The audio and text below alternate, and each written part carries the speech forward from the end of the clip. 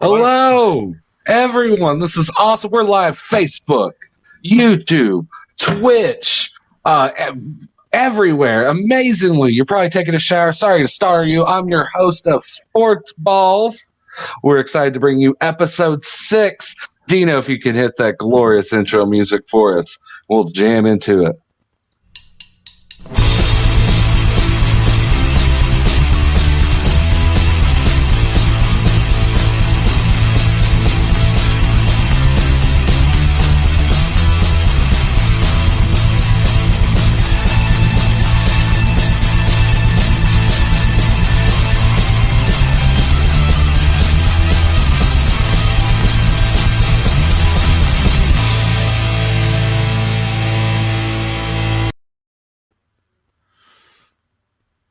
Welcome to Sportz Ballz, everyone. I was getting jacked. Please, everyone at the new platforms that we're coming in live, please give us a like, comment, and share. We got various Facebooks. We got YouTube. I know D and T Network as well. And both me and Dino's Twitch channels. Please give us a like, follow, and subscribe. We got a big episode 4. We're very excited. Everyone, how was your week? Oh, not bad. Not bad. I had a day, a buddy gave me an edible. I was minimally paying attention to him, and I just ate it because I remember hearing 25 milligrams. Right. 25 isn't shit. Right. And then as I ate the whole thing, he goes, "Oh, no, that's 125. All right, here we go. Here we go. Whether you came to party or not, you're gonna party now. That's the perfect segue. That's how we do it. Welcome to Sportz Ballz. I'm your host of Redneck Sports of Sportz Ballz, Tim Loss. We got Dino the Genetic Marvel for Forward Sports and Bill Queen for Alternative Sports. Gary, as soon as we bail him out, we'll be here. If we can't get enough funds, sorry, you're gonna have to wait till Monday to see the judge. You knew how that worked. All right. But right now we already got comments going live. The edible is already kicking in, so that's a perfect segue for In the News. Hold on. No, it's all right. Oh. We're very fancy, Tim. We try. Well, I did. I made that off my computer. But Glenn, he ain't sharing shit. I appreciate your consistency. Susie, thank you. Michael, very overexcited. You're giving me anxiety. Please lower your expectations. But I appreciate it. Share it to your fans. Our first story this week, it's actually current. It's not from 2014. So it's new. It's actually December this month. Marathon runner decided to run her own personal best. Here's where it becomes a sports ball story. She pooped for the first time at mile 7 and continued to poop 2 more times going on. That's 3 poops, guys. 3 poops. And that goes on for 21, I think it was 26 miles, I think. Yeah. And she ran every mile for 6 minutes under, at least on an average. Yeah. So by the time that she had pooped the 3rd time, she felt like she was gaining weight in the shoes. I'll tell you, which is that's the new thing. That's But she was like, "I'm too close to the end." She's like, "I'm not dropping out covered in poop. I'm gonna finish covered in poop." Which you gotta admire the lady. I don't know. That was the whole time I was thinking. It's like they're in a tree, like a ditch or something. Like you could have made it easy. Like how I could have. I've made some rocket ship oops. Like in 30 seconds added to your time's too much. Because here's the thing: she did place 30th out of 3,000. Yeah. That means it was 30th out of 3,133. So 3,100 women stomped through her leftover shit running through the course. I don't know if that's what they signed up for. Like that's even when reading this, they say it's a common occurrence. But I think there's a lot of new people there that would be shocking for the first time. Well, I mean, obviously, like they're like Is that a banana peel? Oh no, that's Karen's leftover linguine. Like. Now, see, that's where you're wrong, and it makes this much less impressive, is the fact that how they eat preparing for these races. I don't think like her pooping is like me pooping. I actually. Yeah. Oh, go ahead, Dino. No. Say, I don't think she was moving product per se, but you got the frequency. It's got to be something. It's pretty surprising. Jessica says, "Too bad it wasn't enough to propel her as she ran." That may have actually happened. She finished quite well. So 30th. That's very well. Personal best the whole time. She said everyone that ate that dish had problems. She didn't say everyone that ate that dish shit themselves 3 times right in the race. I think a lot of them may have saw a porta potty, stopped, and did it. But is that to me? Porta potties. There were porta potties. She of course there was.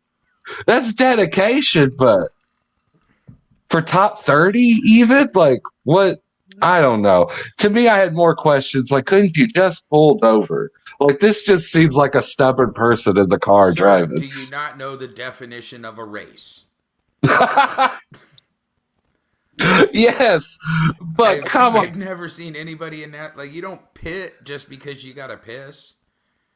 I guess you was. Piss and shit are not the same. Okay, we're not talking about It's a combo deal, I think it's a combo deal. It goes hand in hand. Unless you got some good. Because I imagine that was the consistency of her shit. No, that's true. Some people thought it looked like muscle tape that she had put on her legs. So, not necessarily. Oh, no. Not necessarily. Man. Well, maybe she made her own oil slick then, and maybe that's what. If I was one of those other competitors, I'd get her like competitive. Disadvantage because it's giving me one of those wacky racer 70s cartoon oil slick. I went whoa. Get her fucking the princess on Mario Kart. Oh, I don't want to get that block. Just a big turd emoji. Like, I don't know. Mario's gone blue. This pooping definitely requires at least some amount of effort and leg spreading for push. Well, not while you're running, apparently. You just go for it. Just let it fly behind you. Can you imagine the person who's right behind her, though? That's what I'm saying. Just like, why? Like, I don't think it's a noble thing at all. Like, afterwards, they knew it was shameful because they ditched all her clothes and wrapped her in foil blankets and rushed her to the hotel. Her clothes and her shoes. Her clothes and her shoes, which you're like, listen, if it got in your shoes, you made some choices. If you were the person right behind her, wouldn't that be motivation for you to run faster and not be behind her? God damn it. That's very logical. But, sometimes it just doesn't work that way. I bet they were thinking that too. Like, man, I should have tried harder. I don't know, man. We did talk. That's the one thing the article didn't mention, and that's the true story. Comments about the 31st runner, the person that was directly behind her, and what they thought about it.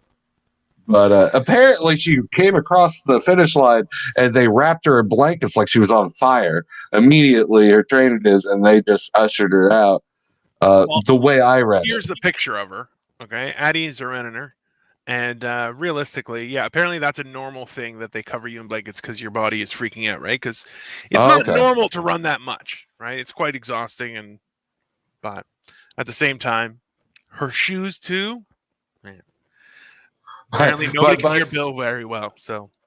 My buddy, I think, did I fix it? I think so. You good. Apparently, I had a buddy in high school that would run miles because he said it'd get him high, and I'd be like, I just smoke weed. Like that, when I was in high school, like that just seems cut the middleman. What are you doing? Like, but then again, he does have some of his youthful charm, and he does.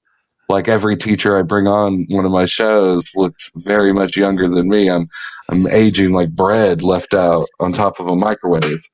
It's just ridiculous. I feel like in grade 9, everyone's like, Tim's definitely a narc. He's 100% looks like a narc. It's always been that way. Tim looks like the friend that unknowingly introduces you to the narc. Yeah. Oh, that's worse. We're just making friends, man. It's okay. Yeah, we're just making friends. The narc befriends Tim, and then Tim just brings him in. Oh yeah. Like it wasn't the movie. Like I think it's one of the mobster movies where the guy, like the fat guy at the deli, gives it all away because he goes to his deli that got bugged. And he just rambles on. Yeah, I'm that guy. I'm not even the cool guy. The main cast is just like this fucking idiot. Ruin it for Ray Liotta and Robert De Niro. You dumb. If Tim drove a Crown Vic, it would be obvious. Yeah, definitely. I drove an '87 Caprice that was once was a cop car too. So like that didn't help to see. Of course, man.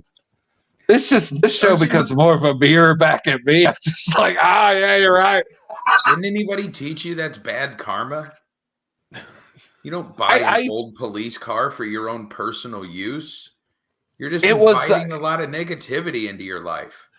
It was decommissioned, so it didn't have any of the things on it, and it was given to me by my felon family members. So if anything, it was more of just like evidence getting washed away under my thing. Like, hey, this is probably in a crime.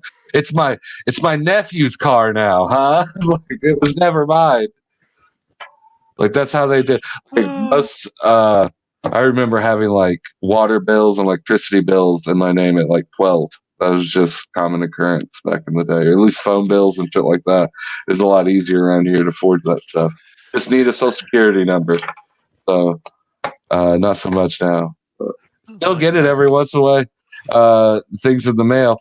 Wonder if she gets anything in the mail like sponsorships after this. What do you think would be the best sponsorship for this? If shitting's this much of a common occurrence, what do you think?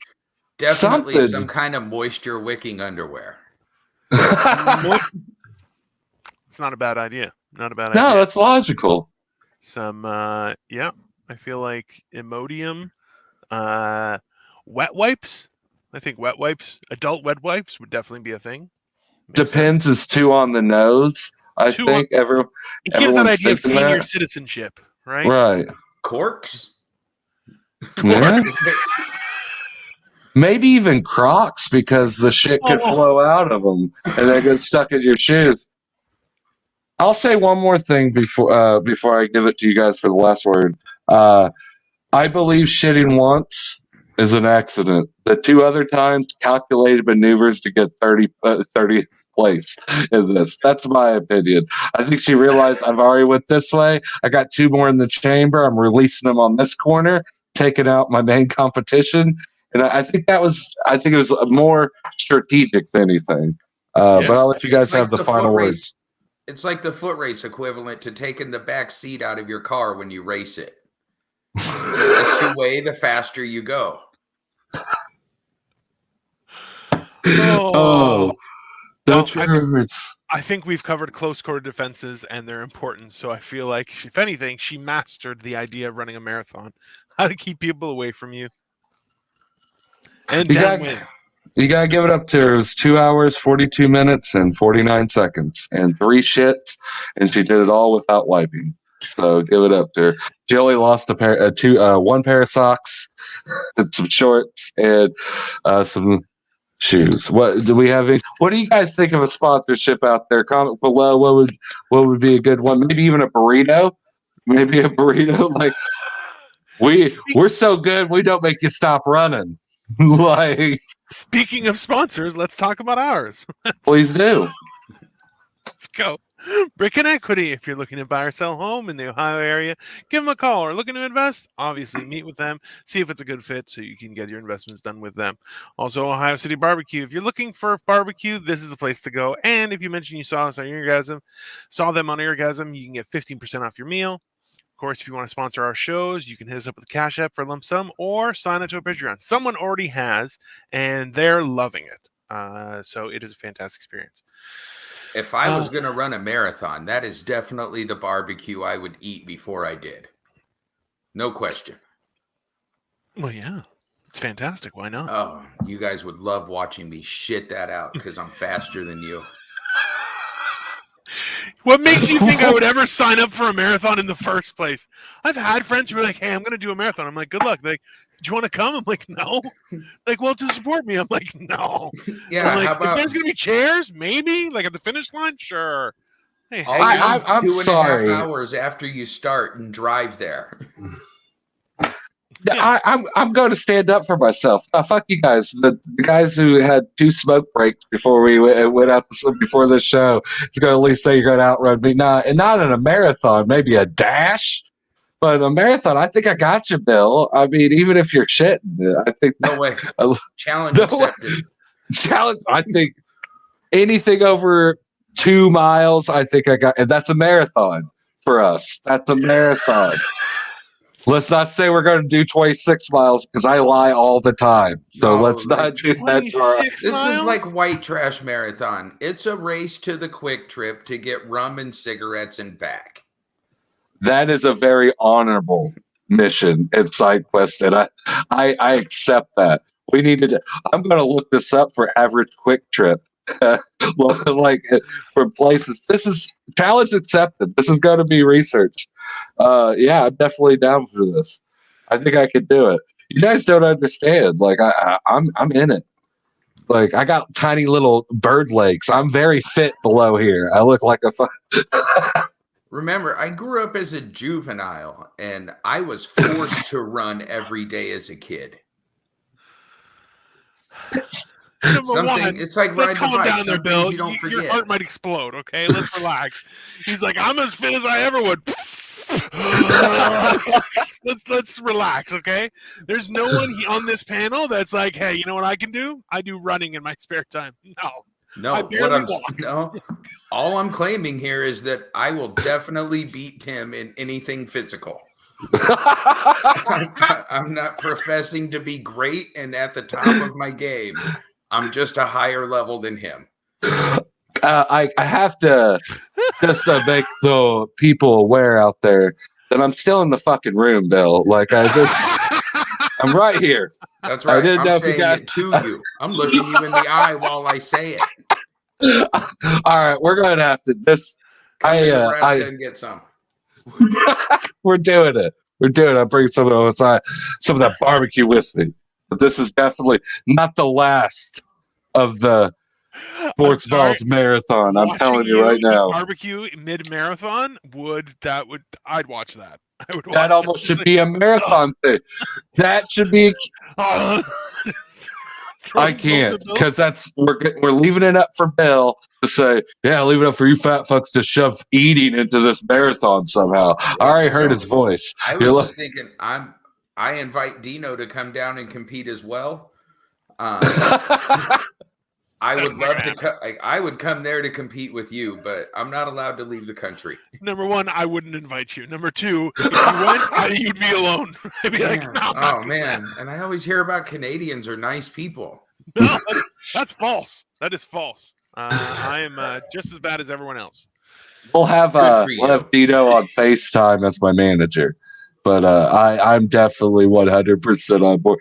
I gotta give it up. I can't let you walk in here and just think you can beat us at everything. So no, not us. Right. You. I invited Dino to compete. I never said I would crush him. I'm not getting cold for Christmas. Oh my Lord! And we have a tweet coming too. Walkie-talkies are neat. Said, "Tapper gentlemen, good evening." He's probably watching something else and just commented that. No, go ahead, Dino. Go ahead. I was going to say that there's a possible picture of one of Bill's relatives when he did a marathon, which is that right there. Jimmy. Don't give him that much credit. I'm intimidated now. Is that real? That guy did you see the cast? That's old man tough. He's got a fucking handshake. That guy killed Nazis, man. He's smoking a cigarette to get the coal dust out of his lungs right now. Like that is an old school man there. Jesus. My cousin Jimmy. He was riding that bike to work. He was just going to school. Yeah. He just perchance was like, oh, marathon, it's on my way to work. You guys know what's done? I gotta go to work here, yeah. Seems reasonable. I mean, if you can't smoke a cigarette while you're doing it, are you really even enjoying it? I'm going to get beat by someone going to smoke a fucking cigarette during a marathon, Dino. Now I'm getting upset. It could be worse. Okay. He's going to have a drink in hand, too. Just like that. He's not even going to run. It's like, have you seen Tim? I could casually walk. It'll be all right. I'm just on an afternoon stroll. How's everyone doing? Oh, Lord. So we were talking about the poopy marathon runner, but that kind of goes into an event that actually got canceled this year, but is a very good sports and perfect for Sportz Ballz, wife carrying. Wife carrying is a sport where you basically run through an obstacle course and you carry your wife. They have to be a certain weight or be weighed down to weigh a certain amount. 49 kilograms. I didn't bother looking that up, but I'm assuming that's decent size. It's like 110 pounds. So 3 Midwestern wives, 3 men. No, yeah. I'm sorry. Like, nobody's wife around here weighs 110 pounds. No, we would have to. Like, that's how much your 9-year-old weighs. That's ridiculous. Fantastic. I'm leave it up for, but yeah, the main prize for this though, you win the weight in beer. I guess that's why it's so low. This is a technique, which you're like, yeah, no. That's called the Estonian technique. I actually looked in it. It's called. I'm not kidding. It's called the most proper technique. Called the Estonian technique. I didn't make this up. Wikipedia. And somehow, I feel like if he shits when he's running, that's going to be a problem. For someone, he'll feel great. I don't think she will. Well, see, I think the opposite, like that she would shit on him, and that would be awful, like forever, shitbackness, and like. Oh, I feel like if she shit on him, it would be both people would have. Well, that's going to trickle down to her. That's not the type of jelly you want in that sandwich. I'm just saying, like that turned into. Dino, don't shun me like that. You hurt my soul. But no, I guess that it's the weight 110 or 49 is just the bare minimum. So I'm sure not too many weigh that. And you do piggyback. Estonian or piggyback was the other one. But there's piggyback doesn't seem work as well. The 469 right there. Oh, that's my relatives right there, revolutionizing the sport. Having fun while we do it. My Lord. It just seems like... Now, when I digged in a little bit further, this is where they said it's from the 17th century, and it started from a mean guy named Roosevelt. I'm not even going to bother pronouncing his last name. But they basically said he would either make these guys that he disliked, weight him down with a bunch of bags and go through this obstacle course, and whoever made it lived. Or one day he would practice stealing people's wives, him and his gang of thieves. They don't know which origin story started, but this is how, and this is Finland. So don't worry. But that's where it kind of weird. That's the origins of it. Exist, right? I believe, but sounds like complicated CrossFit.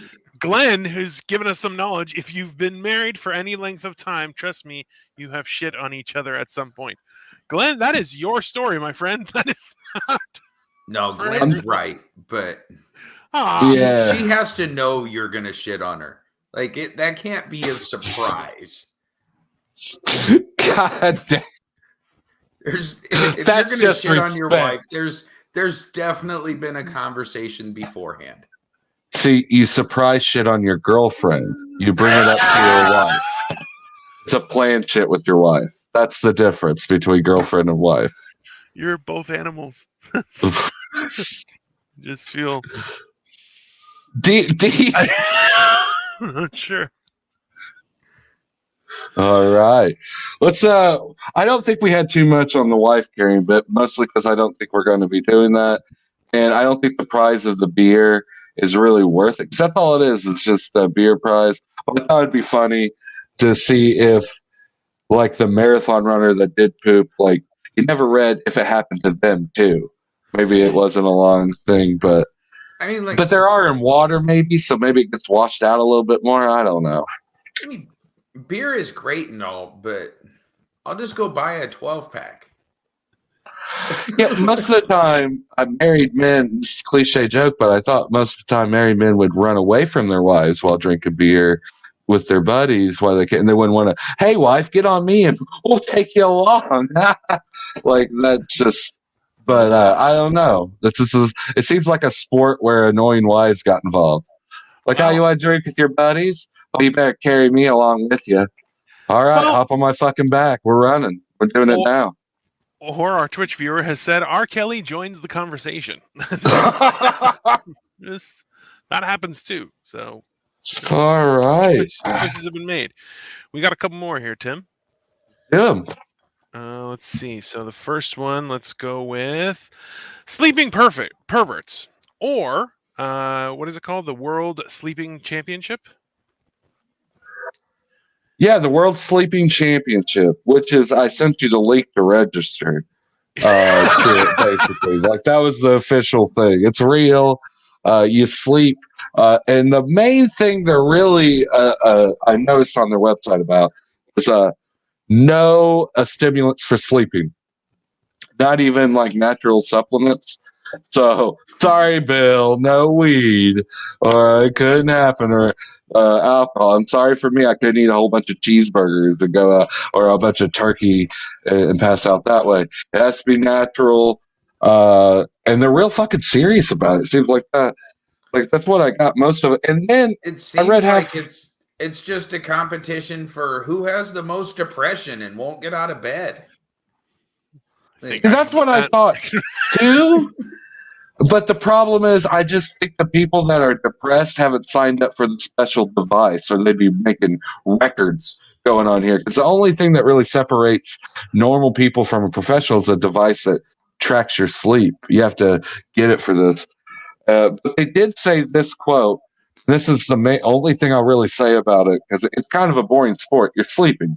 We all do it. I fucking rock at least 8 hours a day out. I'm pretty fucking cool. I would not say like I'm pro, but definitely enough to be an amateur, like be on the amateur league. But it said it was the most deadliest sport. Sleep racing is the most deadliest sport because it could happen. You fall asleep. I'm dead serious. If we check the link that I gave you guys, it says deadliest sport. We've covered extreme ironing, fucking bullfighting, pro wrestling, which I know is fake, but even then I've seen more scary stuff. But sleeping is now the World Sleeping Championship's biggest claim to fame, the world's deadliest sport, because they claim people fall asleep in random locations or sleep for too long, and it could actually hurt them. Good. I hope it does. Yeah, like no one's gonna have a party be like, oh, he died sleeping. Yeah, lots of people die sleeping. Yeah, it sucks to be you. Almost everybody, at least half the people die sleeping. It's very common. You go to sleep and you don't get up. There you go. That's that's what the statistic was. Everyone's grandmothers and grandparents just like, oh, that's sad. Like, it's just this. Oh, I'm not getting that card from the nursing home anymore, or that bill anymore. Oh, darn. Once again, I think we're back to last week. It's not a fucking sport. No, it's retarded. This seems like a club more than anything. But I wish it's some people trying to take credit for being the best at something that everybody on the planet does. Correct. Yeah. I saw their pictures. They're not the best. No way. You want to impress me? Sleep in a shitty situation. Let's go to a third world country and find some Bushmen. And now you put yourself in his position, and I want to see you sleep 10 hours. That extreme iron. It's really extreme ironing mixed with sleeping. Satin sheets. We mix extreme ironing with extreme sleeping, and you do it in the most extreme places, see where you can sleep. And If you die, you get an award for extremist sleeper. I don't know. Right. I think in my head immediately, backseat of a NASCAR. Like, just like, because he could wreck at any time. Not like a good racer. I want a shitty racer. I want some danger. Like a guy that's fucking prone to hit turn 2 every chance he gets. Like, I'd sleep in the back of that. I'm really grossed out by your non-Midwesternness right now. There's no back seat in a NASCAR. That's you where would the have gas to. is. Jesus, of course, it's all rolling, but they don't let other people in. Of course, it's be a special thing. No, Bill has no whimsy. All logic. No whimsy. And you would think he would. Look, he's in a fucking snow globe by the Northern Lights. He just showed up to the North Pole to kick some elves in the ass. Like, I got called into work. It's not. It's not just elves making gifts. There's trolls here too. We just get left out of the story. John Moreau would be disqualified for being on Quaaludes. So Michael Bryan wants to be showcased here. There's no point in comment anymore. Every comment goes up for half a second and disappears. Don't worry, we see you, Michael Bryan. We're just trying to get through everything. Well, I apologize for that. I feel bad. Let's do a montage of all of them real quick. Pow, pow, pow, pow, pow. That was that one again. Pow, pow, pow. Montage of just Michaels. Pow, pow. There, damn. We got you, Michael Bryan. All right, last one. We should have Michael Bryan on the next show. Hey, Michael, do some like crazy shit so we can do a sport so we can do something. It wouldn't even be that hard. Hey, Michael, find an obscure NES game and beat the world record, and then we have a spot for you here. We'd love to see how you do it, because that's the type of shit we'd like to talk about. We already have I have a professional Halo player coming next month. Ooh, Halo Infinite just came out. It's pretty fucking cool. All right, last one is baby jumping. What did we learn about baby jumping? I learned that this is, I did my research on it, and I'll be honest, I did my Sportz Ballz best on it. So when it asked after the second paragraph for its membership or my email, I told it to fuck off. So I'll tell you in a very skim what happens. It's like it's a weird, what I got mixed between a region in the world where they mix like different religions together, and every baby born that year in the village, they jump to basically wash away the sins or scare away the devil or demons that plague the village. And my only question was, how many babies do you think we could jump? And just that was it. Like, that wasn't, why are we going to talk more? That seemed like a religion type thing. They have a lot of faith in that. So I was like, how well would we do? Like, if someone put their baby in front of us and we were next to go, would they be nervous? Or could we do a solid jump? Like, I mean, I think that's a good Sportz Ballz question. What's your baby jumping ability? Like, if you're at the NFL Combine. Do I know the baby's parents? Preferably no, but you probably met him at the drinking booth beforehand, and he probably said something cool, because any person that puts their baby in that situation is probably going to be pretty cool. If it's some babies I don't care about and there's no repercussions for my action, then I'm going to Evel Knievel this shit and just try to go big and hope for glory.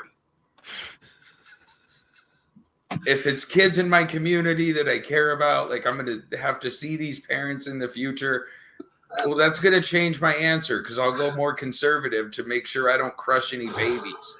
Let's remember, so the reason that they jump over the babies is to ward away the evil spirit that is hanging around before that time. This is a picture of that evil spirit right there. That's what they're chasing away from the babies. My cousin Jimmy.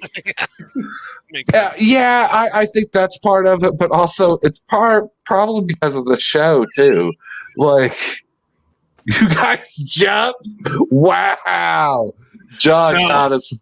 No, just like we don't do marathon, we don't run marathons. We do other types of marathons. That's going to make my number see. I was going for like 3.5, 4.5 baby ratio. You know, like I could probably get that going easily. Can you put that picture back up? Yep. Let's see that again. They're in a row. There's only one length of baby. If we were jumping, it wouldn't be. It'd be lifelike doll, baby animal, like baby dolls. It wouldn't be real. I was thinking more lengthwise. Yeah. Well, yeah, that's what. Well, of course, that's what I was. You could easily jump over one baby. In that picture I saw, baby loose. I'll start 6 babies. I could jump 6. Oh. Sorry, Dino. I'd walk over 3. That's what I would do. I'm not jumping over. I would just walk over 3. I have a long enough stride. That's fine. I refuse to let you be the most athletic person on Sportz Ballz while you're drinking alcoholic beverages. Damn it, Bill. But at this point, I must concede. I think I could only do 4 tops. I'm saying, don't judge me. You want me to be the loser, right? Tits up. I said 4 tops. I'm going to try it, break my ankles, wreck all the fake babies, and I'm going to make sure no one ever does it again. I'm a failure at the sport. Easily. We all know that, but I just had to take my pride aside and concede this one to Bill. Bill wins with 6 baby jumpings. I'm either going to jump 6 or crush 1. That seems like his running campaign. Like if he ever goes into office. It's like, all right. Well,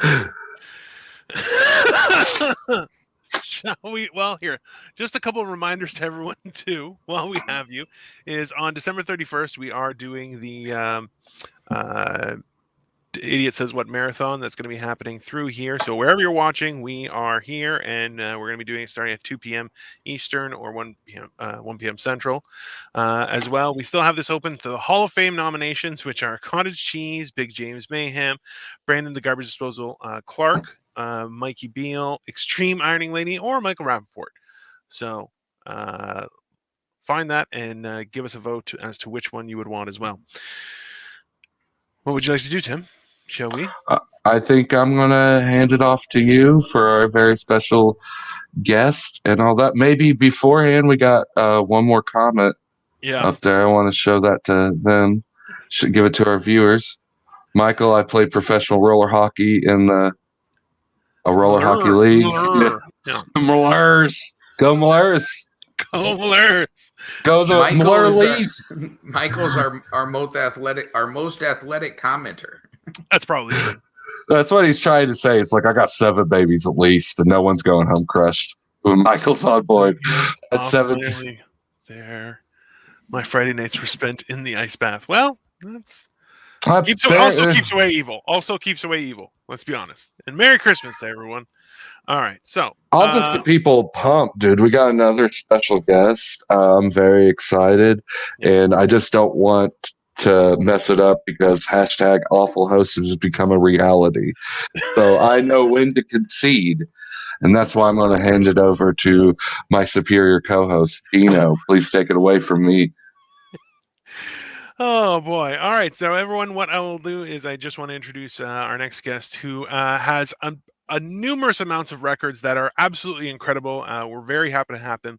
But some of his top records, this I just have so many questions about, is salmon chowder, 23.4 pounds, which is 2.4 gallons of salmon chowder in 6 minutes using a spoon, which listen, I'm reading through these and I've been just binge watching his YouTube channel. But without further ado, we'll introduce our guest for today, which is the Notorious B.O.B. Hey, thanks for having me. Oh, thanks for coming. How you guys doing? Awesome. We have questions. So, Bob, when did you start eating professionally, I guess? At least 20 years now. And was it like just something like you just realized you're like, you know what?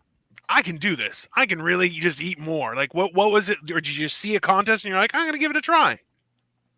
Well, my family always went to buffets as a kid, and the buffet cost back then $5 or whatever it was.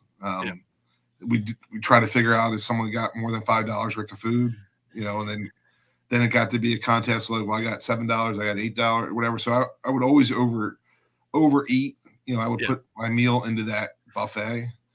And then I saw these guys on TV, and as a typical guy, I was talking to my coworkers like I could beat some of those pros. I thought it can't be that hard.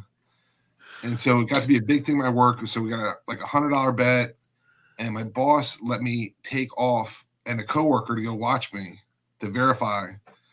And if I beat some of these pros, we didn't have to count vacation time. She would just let me skip work, and we would both get paid. Okay. I ended up beating some pros, but I realized quickly that eating in a contest is a world of difference than eating at a buffet. Yeah. You have 10 minutes in a contest typically, and you're at a buffet, you go back and get more food, or you're waiting for someone to move away. And there's a lot of downtime, just like a Thanksgiving table. There's you talk and stuff. You're not just eating. Yeah. And when it's just eating, it's a world of difference. So I thought I had some talent at that point, but I knew I had to improve myself if I wanted to actually do anything. Cool. That is wild. What's the most time you've spent at a buffet? Today I was there 3 hours. Yeah, but I wasn't eating the whole time. I usually eat when I film at a buffet. I'll film anywhere between 13 to 18 pounds of food. I'll eat, and I usually eat it in an hour. But today was a little bit longer. It was a special buffet. There's a guy in from Brazil who was a fan of mine, and he was in town, and he reached out and wanted to connect. So he was only in town for a day, so I wanted to spend some time with him. So I was there for 3 hours at a Brazilian all you can eat. Oh, that's good. That's good buffet. Half my audience is I have a bigger following outside the United States than in the United States. I would say at least half my audience is Brazilian. Yeah. Well, I've seen a lot of videos where you team up with Carbucci Eats as well, and which are fantastic. But I want to ask this because a lot of times you guys are eating next to each other, or you're splitting a giant pizza or something. Does it ever get competitive with regards to like they grab a slice from your side of the pizza? Like, does that ever happen, or is it mostly just? No, if it's a team thing, like I filmed so many times with Brandon. So I got to vote. Please vote Brandon for this Hall of Fame. Garbage disposal, definitely. He's a really good friend of mine. I filmed with him many times, and we so don't care. So if we're at a team doing a pizza, the whole thing is it's us versus the restaurant, and there's no talk afterwards of I ate 51%, you ate whatever, because we have different strategies. Yeah. Like the crust of a pizza actually takes a long time to eat. Yeah, it's a lot slower. So. Somebody could have eaten, 75% of the crust or something. So they ate a lot less volume, but they did like the harder, slower work. So like I just filmed with Carbucci, we did a seafood, and it was brutal because neither of us could open up crabs. And it was just tons and tons. It was pounds and pounds of crabs. And he ended up having to eat like the potatoes and the other stuff in it. Yeah. So he ate a lot more food than me. But I was doing the work opening the shells. Yeah. Which is just brutal. My hands were all cut up. I had no clue what we were doing. We just slaughtered this king crab. Like, it was all this expensive stuff. It was like I don't even know what it was. It might have been like a $400 challenge if we failed. Yeah. Well, a lot of the videos. $500, I forget. It was crazy. I think it was 500, and I was just like, that's a lot of food. And like, I saw you guys going through it, and I'm just like, I'm a big guy. I'm 6'2", and like, so right now through the pandemic, I've lost about 90 pounds, but I'm still like 370 pounds. Like, I'm a big guy. I eat a lot, but I'm like, I watch you guys and I'm just like, how is that possible? You're like, there's no way. It's incredible. Normally I'm like 280, 285. Right. But I did a 2-week trip with Brandon. Yeah. And I'm still up. That was 2 months ago. I'm still up 40 pounds from that trip. I was doing 20 pounds a day of food, and then the next day 20 pounds, and then the next day, it was just over and over. Some days we were filming 3 challenges in one day. Yeah, that's I don't. I've since you guys have been on the show, I'm just a beginner in the world. I was always fascinated when I watched the series when it was big on Fox. I don't know. You guys remember the Glutton Bowl? I remember this big competitive eating thing, a Glutton Bowl, and I was like, well, "That's amazing," and stuff like that. So I'm still new. You keep saying weights. It's speed competitions and weight competitions. Are they completely different in like technique and how you come about? Like if someone said, how many hot dogs can you eat, so to speak, in so many minutes to just finish this plate? Are the preparations still the same, or do you have to tackle each one differently? I guess I should say. So almost all the contests are timed. So you just eat as much as you can in a certain amount of time. And then, they'll add up the weight or the units to see who won. Right. Okay. I'm a competitive eater background. So I'm a person who makes their money in an eating contest. So I would typically have to beat other people to make money. I would also get paid to attend the contest. So a sponsor might fly me in to compete, but I would only win, whatever I wanted as a prize, or I might get, a $2,000 appearance fee just to show up. Right on. But generally, I had to win. So my training is speed eating. So when I go up against Koguchi, he's a YouTuber who does eating stuff, and he's a fantastic eater, but he's not a contest eater. So when you're sitting there pushing yourself, and the problem is he's the best in Brazil by far. Okay. I went down to Brazil. I competed against all the best guys down there, and he's just the best by far. So he has no competition. He came up here, and then when he got into where people train, it's a different story. And they trained to be a contest eater. So I can very easily sit at a buffet and put down 15, 18 pounds of food because it's an hour long. Yeah. You know what I mean? And I picked the secret of all my videos is I pick the food. Yeah. Oh, okay. You know what I mean? So in the beginning, I might have the fried food, but at the end, I'm picking all the soft foods. Right. Like maybe a mashed potato, mac and cheese. Like, they're just extreme examples, but something that's just easy to eat and get down. They have fruit at a Chinese buffet or something. I'll grab some like peaches or something that's just easy to slide down. You don't want to just sit there and eat meat, which is, I was at a Brazilian restaurant where they just bring it around to you, the meat. So I ate almost all meat today, and it's a lot harder to eat meat. Oh yeah. But I can film and eat a vast amount of food, and I'm so used to it. All the top pros will talk in pounds.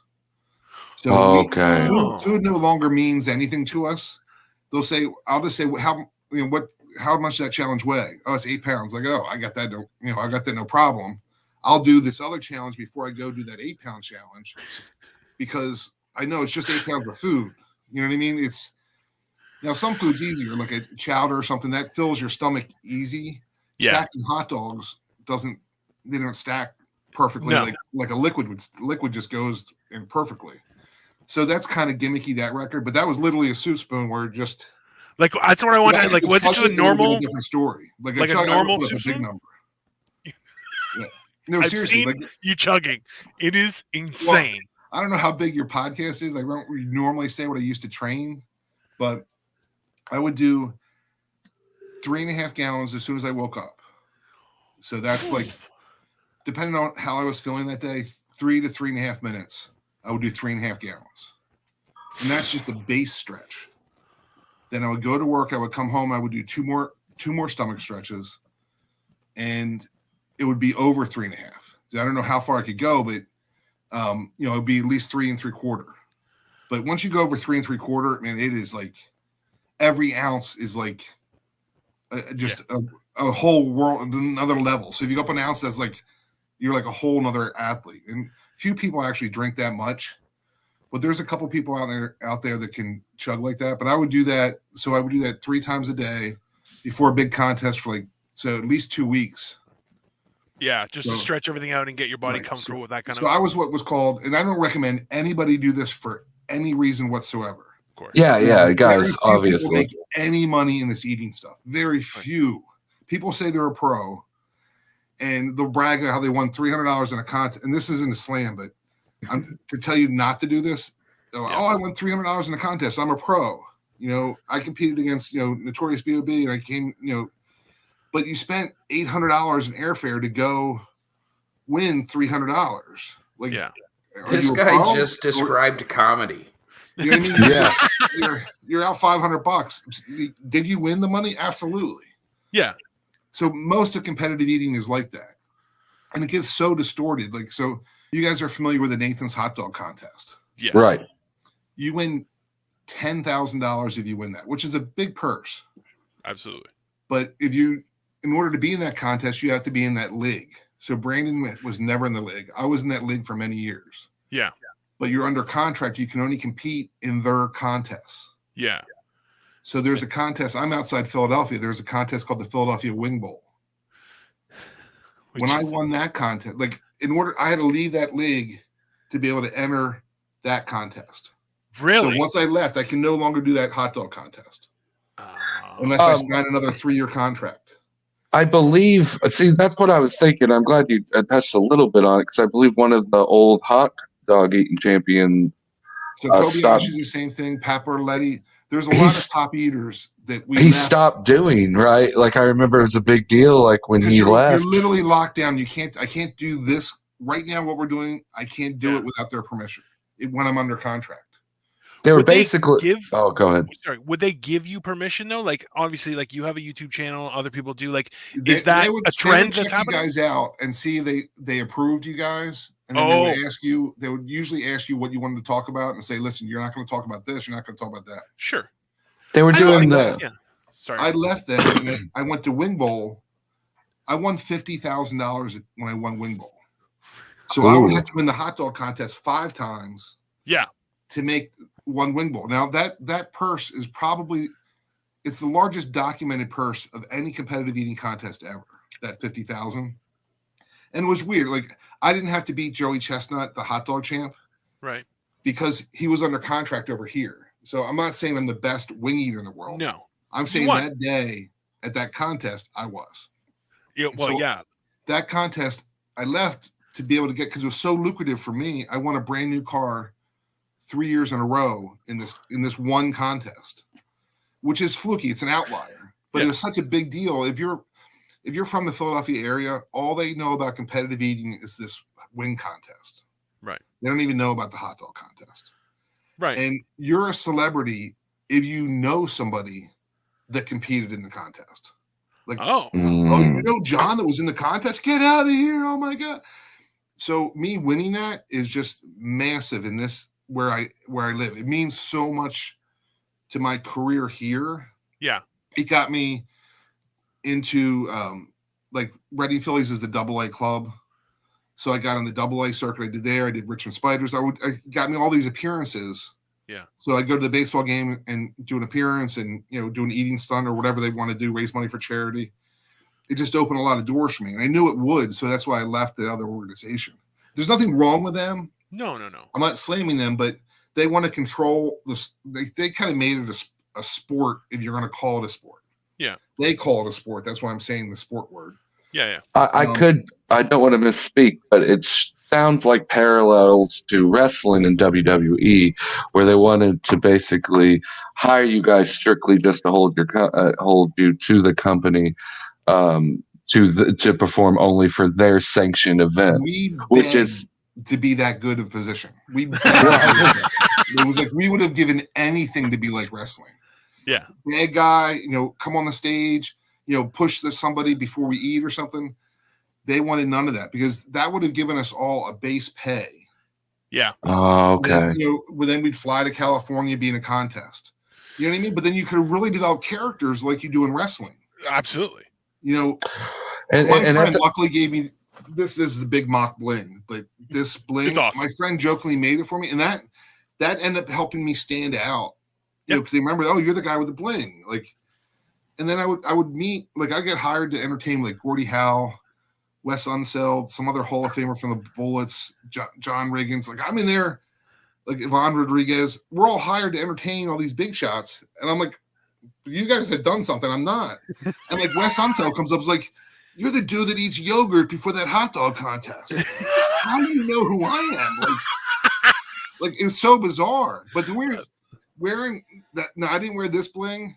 But I have a smaller bling, which is huge. Biz Marquis was working that event as well. Oh, no way. Like, what are you doing? And mine's made out of pine, from more. It's like the spray painted gold. It looks so horrible.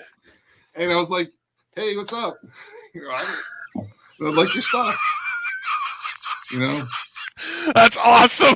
He's the only celebrity that really kind of, like Reggie Jackson was kind of standoffish too, but it's amazing. All these because I'm a big into card collecting, and we go to all the card shows, and I know all the card makers, manufacturers, and I'd see all these athletes, and they'd be like, "Hey, what's up?"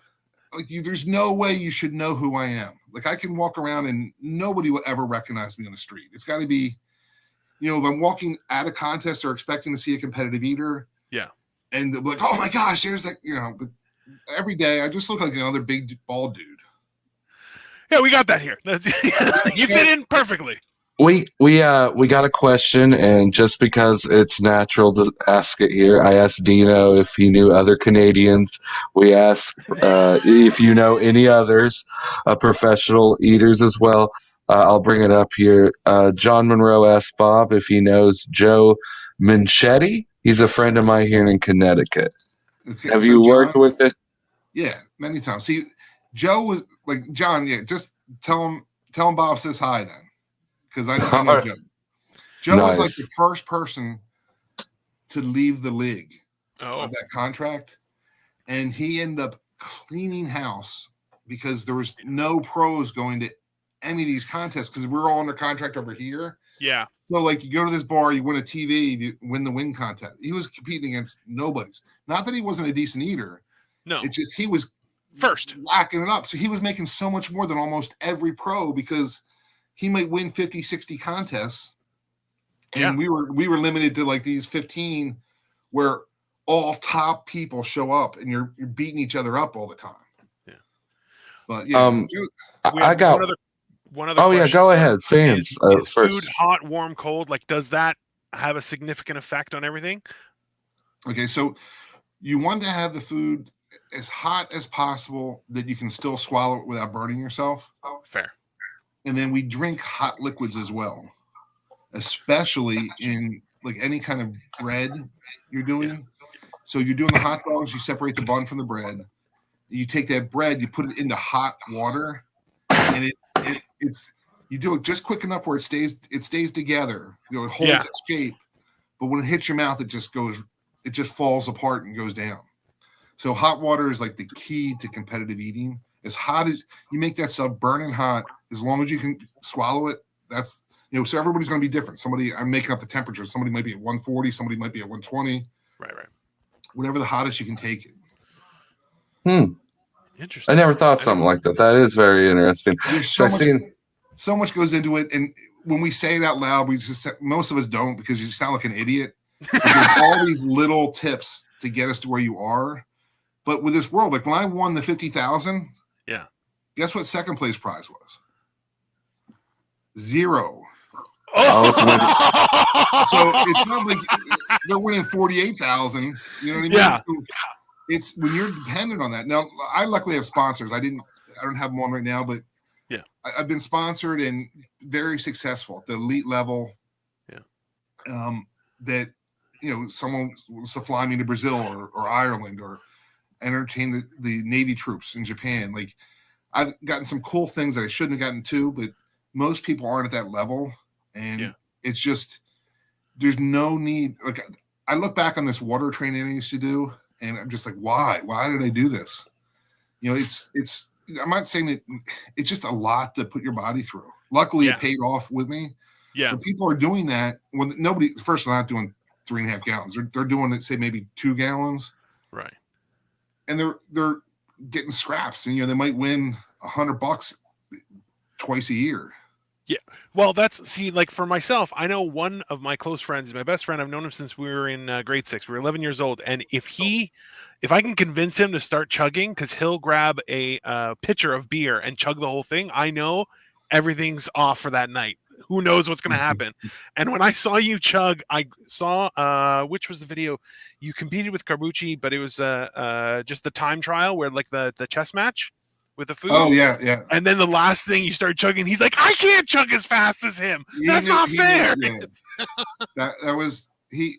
I've trained him, and he's really good chugger, but it's just like I can't imagine just the amount of money I spent on water and sewer from chugging like that. I've chugged, that was 10 gallons a day. So we're in Brazil. That was the last time I really trained when I competed in Brazil, and you can't drink the water there. So we would have to leave our apartment, go to the store, and we're both doing over 3 gallons. So we're buying at least 6 gallons, and that's only going to last us, one time. So we're just walking back and forth. Luckily, with my son, and he had his video guy with him. So 4 of us were just carrying water back and forth the whole. And then we must have had, I don't know how many jugs, 50 jugs we had to bring down to the recycling container. Like, it was insane. Our apartment was just empty jugs. Which I'm sure everyone's watching you going, what is happening here? Like, yeah, it's so not worth it. I mean, I've gotten some great opportunities, and lots of good stuff has happened to me, but I'm such a fluke, and a lot of it was luck. If I didn't win the swing bowl, I was already an established eater with tons of records before. I would beat Joey once, maybe twice a year. Wow. But it's just not worth it. If anybody tells you they're a pro eater, pretty much they're lying to you. Like Brandon is. He's never been in that league. Yeah. But he hustles. Like he hustles. Yeah. You'll never see a harder worker than Brandon. Like he's always getting deals with restaurants, and like he's always working it and just putting out videos like crazy. He does 6-7 videos a week. Yeah, no, I've seen him, and trust me, I'm going through your catalog, just binge watching all of them because I love your videos. They're fantastic. I enjoy them just embarrassingly because I watch it and I'm just like, oh, I could never do that. Like I saw you with the McDonald's burgers, and I saw just the look of pain in your face while you were doing it just because they had gotten cold. And I was like, man, I'll eat 3 of those burgers, and if they're cold, I'm like, maybe I won't finish. I won't even bother. And you went right to 67. I'm like, man, you are committed. Like, that is an insane thing. It was rough. Well, I told my wife, like, because I went right to bed. I went straight from there, went upstairs, went to bed, and I passed her and I said, if this video doesn't hit, I am done. I am done with the food videos. I was just going to be straight chugging videos, only doing chugs, because I was at that time, I was such a decent chugger, like I would be able to chug whatever. Yeah. I was like, I'll just do chugs because it's cheap and it's quick and easy and it doesn't put you out of commission for the rest of the day. But yeah, I talked to the guy that had the record beforehand. He's like, they're going to be dry on you and you're going to need to use the liquids. But my camera situation is so messed up because I do everything myself. Yeah. They were stone cold. I had to reach to get a sip, like my second burger. I'm like, he said like burger 20 or something. I'm already like reaching for the water, which you don't want to take up space in your stomach. Of course. But people love that.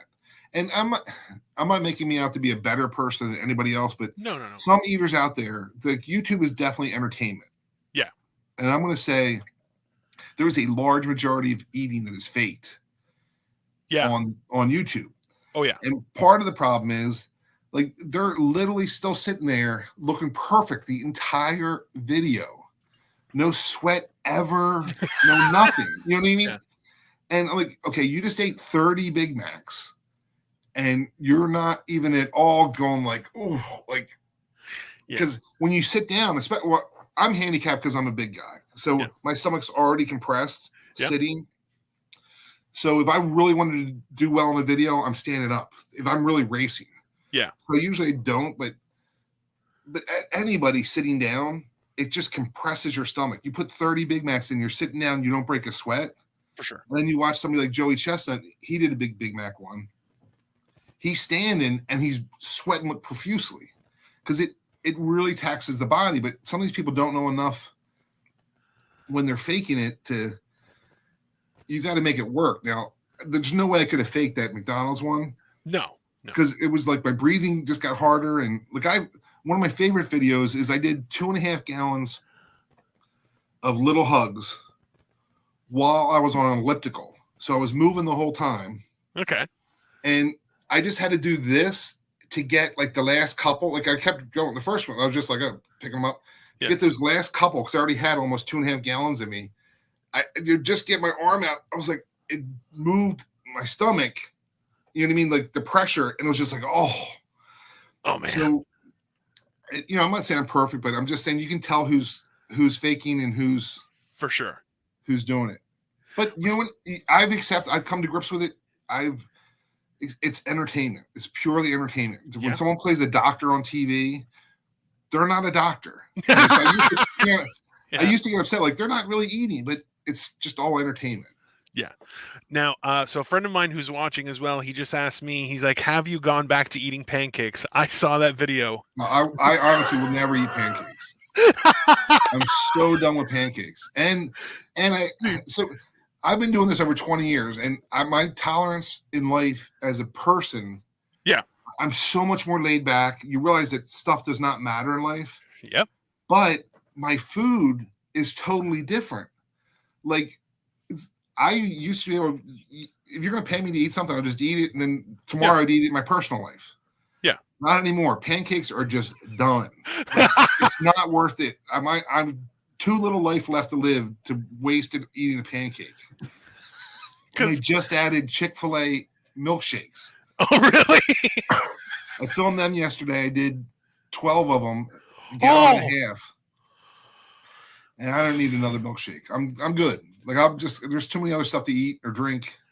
So one other person, from Twitch, they asked chug 2 gallons of Fizzy Pop or fresh eggnog, which would work better.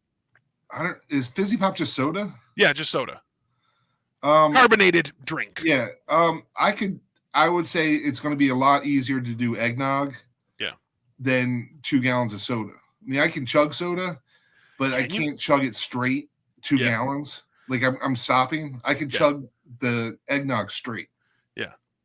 Now I know that like anatomically we're not supposed to drink. You can't drink like a gallon of milk, but like how does that work? Because I've seen you actually eat dairy products like quite a bit, and I'm like, that's inhuman. Like there's no way. How are you doing that, right? But so is that just something you've gotten used to over time, being able to drink that much or eat that much? Absolutely not. Yesterday was absolutely brutal. So I did a gallon, 1.5 gallons of milkshake.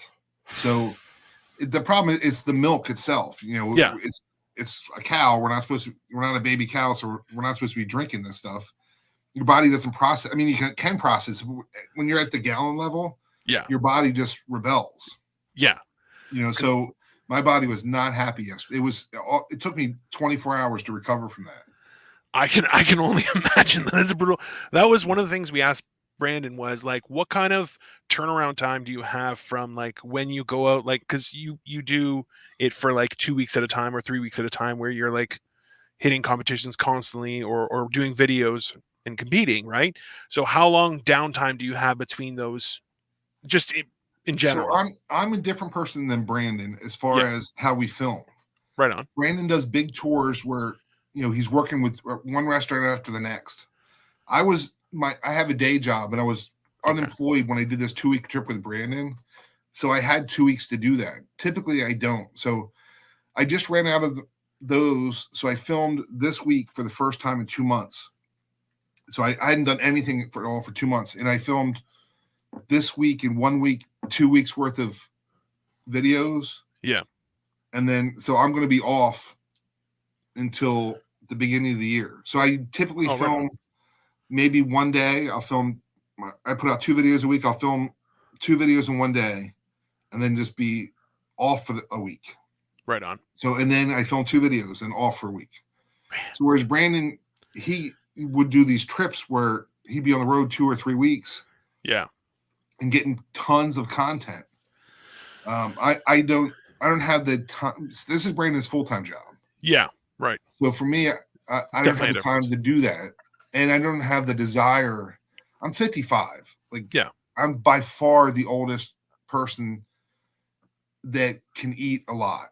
I'm not saying there's not older eaters than me. No. But at the top, I'm competing against people that are half my age. Yeah. So my body just does not respond anymore. Like I can't just do it. And I don't think, and I don't even brag, but I'm going to say that I'm probably the first human to ever do that 2-week road trip I just did. Oh yeah. The way I did it. Like I ate all that food. That's a lot of food. I didn't get sick or whatever. Like as soon as the camera got off, I was in the hotel at night in the fetal position with 20 pounds of food in me. And then the next day, because some of these were appearances, we committed to making an appearance there. Yeah. For we're getting paid to show up. Right. So I had to show up with a smile on my face the next day, put 20 pounds of food in me again. And I'm like, as a fact, I know for a fact that the other 20 didn't come out of my body. Yeah, well, unless I sweated it out or something, like when I was sleeping or something. But I'm like, I don't know what to do now. Like, and then it just went on day after day, and I don't know that anybody else is actually eating that. It's going to sound like I'm bragging, but I'm going to say on the circuit, people will choose a quick way. Yeah. To free up the space in their body. And I would have paid anything to get it out. I mean, it was so painful at times. Oh, I can imagine. So I have no desire to do a trip like that ever again. Like, I'm trying to morph into more of a review. Restaurant pays me to come to their buffet because I'm such known for eating at buffets. Right on. Eat 30 different of their items or whatever their specialties are. Eat the stuff, give the review. Yeah. And eat a decent amount, and that's the good thing about this. Like, I don't do stories or articles about how to beat a buffet. Yeah. Because I'm still going to eat mashed potatoes, mac and cheese. I always eat whatever potatoes they have. Always have people like, you don't have bread. You're filling yourself up with the wrong. I'm like, I still got like 15 pounds of meat if I wanted to put in. Like, I'm going to beat the buffet. Yeah. Oh, for sure. So they didn't. One lady at this restaurant I went to today didn't recognize me, and she's like, "Oh, do you pay by the pound or by the all you could eat?" And I was like, "Well, what is it?" She's like, "Oh, it's $10 a pound or $35." I was like, "Well, I'm going to try to eat more than 3.5 pounds to get my money's worth." And she looked at me like, "Okay." And then at the end, this is no lie. Like, the people were complaining because have you ever been to a Brazilian all you can eat? They bring food around. Yeah. So it just happened. I was in table 1. Oh. Okay. So I kept going. Like, the guy's only speaking Portuguese. Luckily, I got a guy who speaks Portuguese. I'm like, no, keep cutting. Like, keep cutting. So by the time we get to these people in the back, there was never any meat. And they're starting to complain. And the guy came up and said, "Excuse me." He's talking to the guy with me. He's like, "We have to go the other way now because everyone in the back's complaining because there's no food. You're taking all the food." And I'm like, I just assumed you had more. I assumed you just go and get more or something. I didn't realize you had to wait and cook more. So I ate a lot today. So I don't know what, but everyone in the restaurant said, like, "You have the record. You have the record." I'm like, "Well, I wasn't trying. I was just trying to film a video because I think I only ate. I don't look at the numbers, maybe 11 pounds or something. Oh, but I would say like probably 8 pounds of just pure meat. Oh, which is glorious. Like Brazilian steakhouse, like a good Brazilian steakhouse, that meat is fantastic. Oh, it's so good. And there's the one picanha. Yeah, picanha or picanha or something like that. And it's top sirloin. It is so good. The best. Oh yeah. But they have like 10 different types of meat there. So like, I was like, I'm going to try whatever you bring out. I'm going to eat. The only thing I did not really fond of is the chicken hearts. Yeah, I had a bad experience in Brazil. My first thing there, I traveled for like a day and a half, and I roll up into this contest against Ricardo. I'm like half asleep for traveling a day and a half. Yeah, and there must have been 100 chicken hearts, maybe. I had no idea what they were, and they're so chewy. My jaw was shot after that. Oh, I can. Yeah. Well, because I should have just been swallowing them. Yeah, I was trying to chew it, but I should have just straight swallows. Yeah, man, that is incredible. This is the thing is we had arranged. I'm not sure why Tim hasn't come back. He's supposed to be. I think he's having some connectivity issues or something. But we had actually gotten nuggets for you to judge us and see who could go faster. But now Tim's not here, so I just have nuggets beside me and feel like an idiot. But that's all right. So. Tim couldn't wait for the interview to be over. Huh? I'll critique your speed. Nuggets are hard to eat. Nuggets are hard to eat. You know what? Let's see here. They might taste good, but I'm saying competitively, like that's the type of stuff that fried stuff kind of backs up when you're putting it in. What is your least favorite food to eat? In a contest, Rocky Mountain fried oysters. were just not good. Yeah. They're fried bull's testicles. Yeah. That you just chew and they don't go anywhere. You just finally just say swallow. So something like that wasn't fun.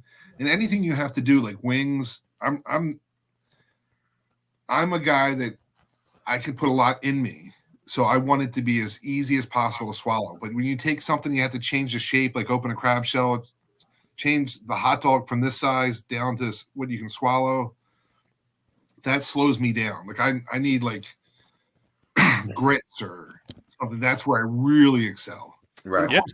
I want a lot of money to eat wings. It's not like I'm necessarily bad, but you're asking my preference. I just want to just do a straight swallow because I can chug so much. I know there's few people when I was on the top of my game.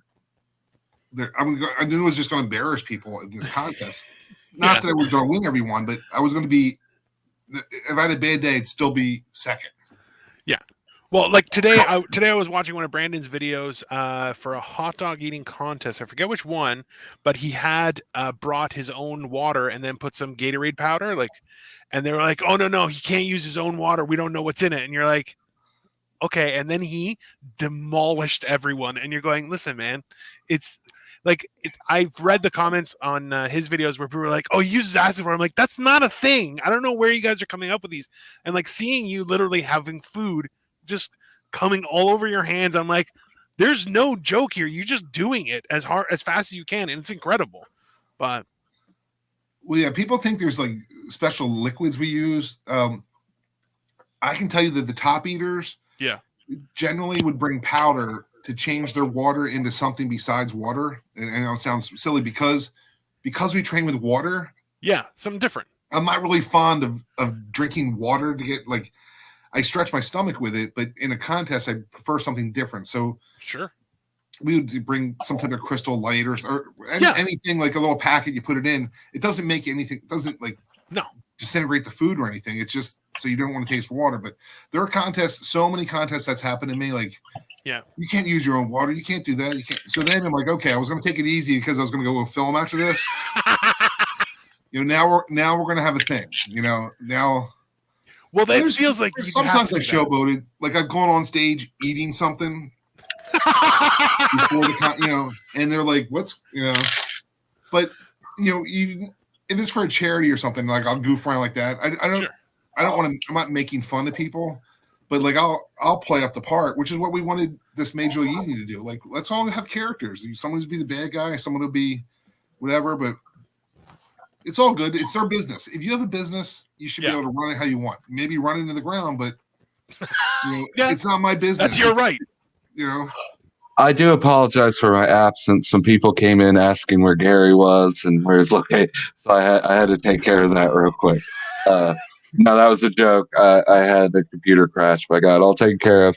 Did I miss our eating competition yet? Yeah, he ate 20 nuggets in maybe 30 seconds.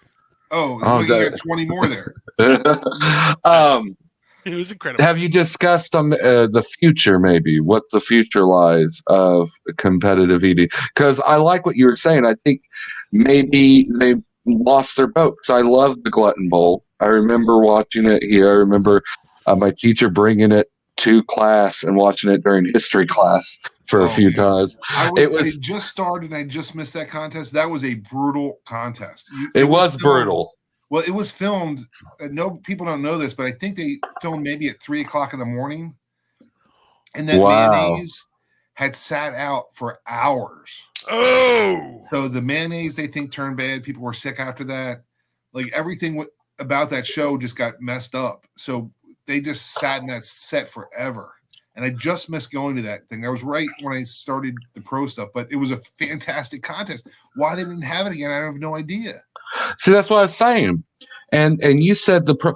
I think at the time with everything going, character and all, the gimmicks maybe added to the wrestling high. I think it could have.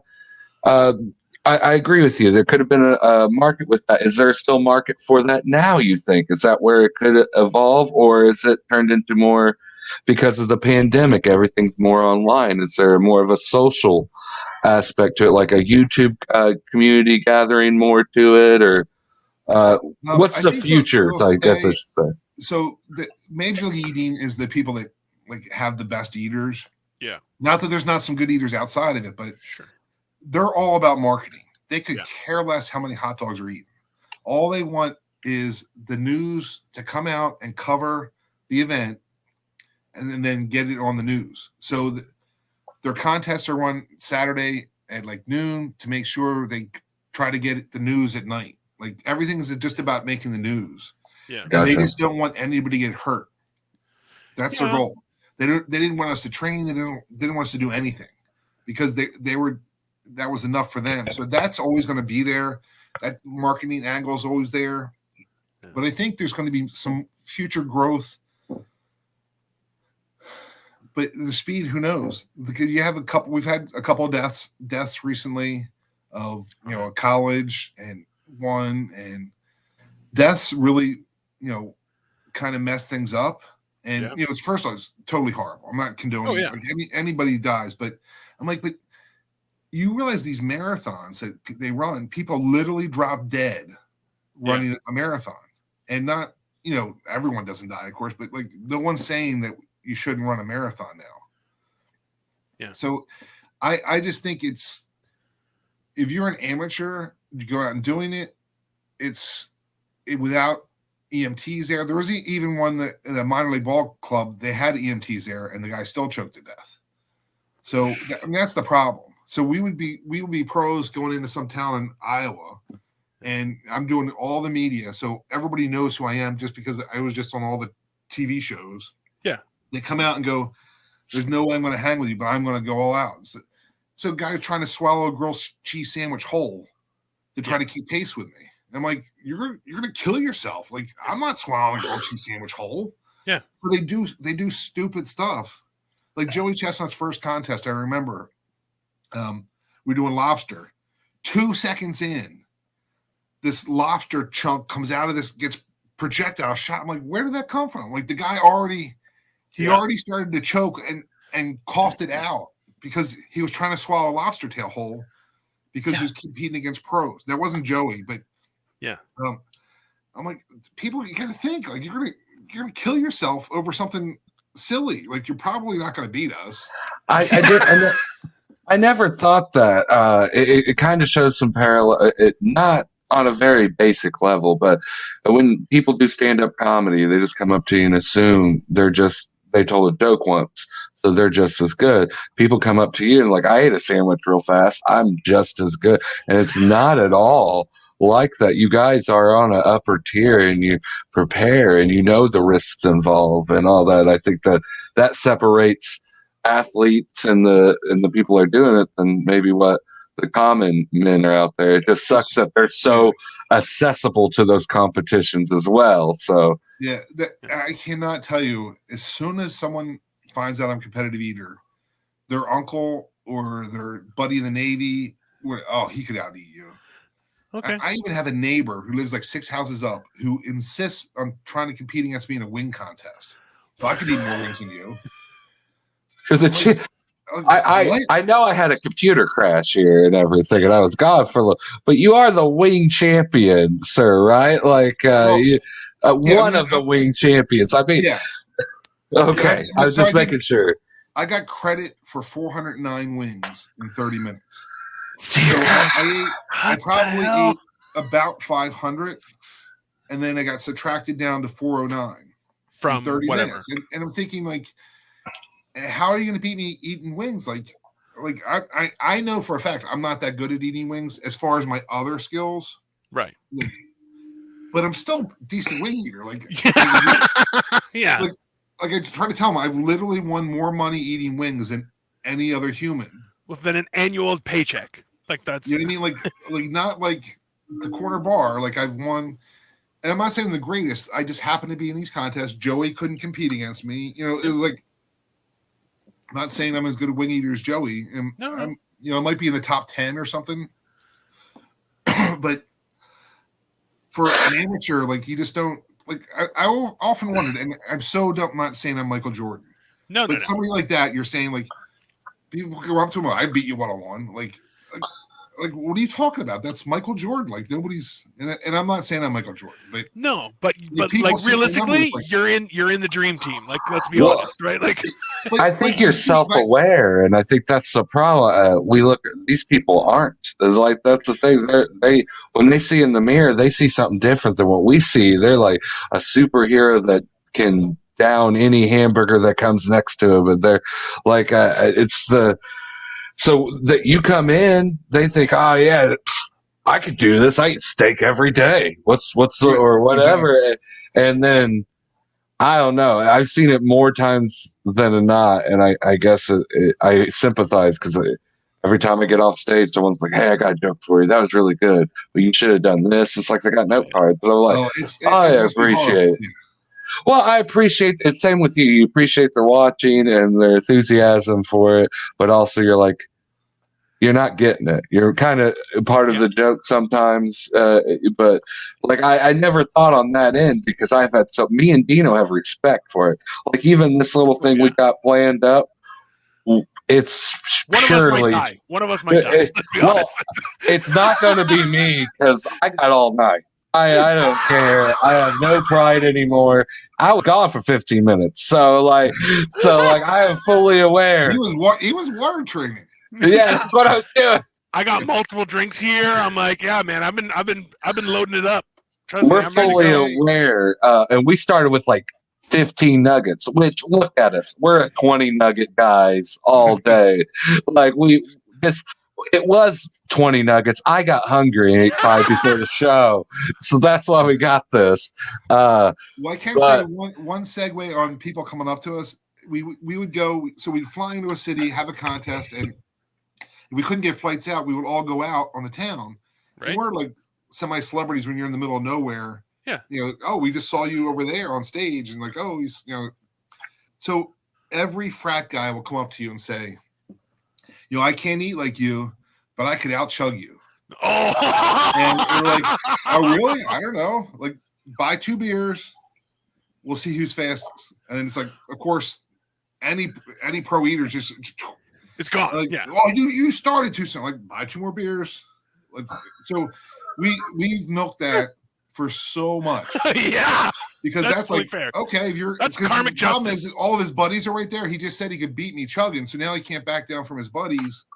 So they end up buying you beers all right. So we have guys buying us beers, like I don't know why, but hey, it's all good. But we have a comedy club here in Royersford where I live, and they stayed open throughout the winter. They had a tent.